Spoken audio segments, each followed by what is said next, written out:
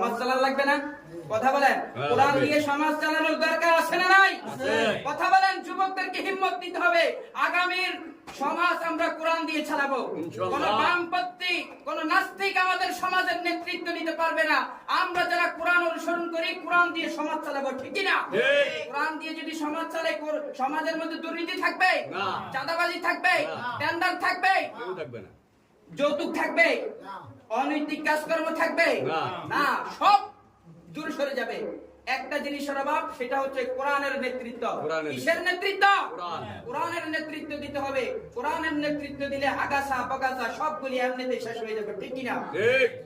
কোরআনকে প্রশ্ন করলাম, কোরআন সমাজ কিভাবে চালাবে একটু বলে দাও।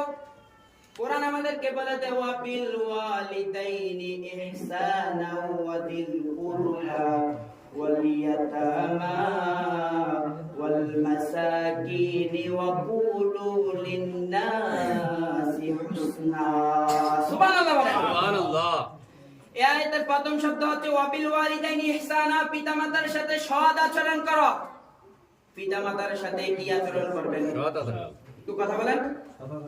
মা বাবার সাথে কি ভালো আচরণ করবেন?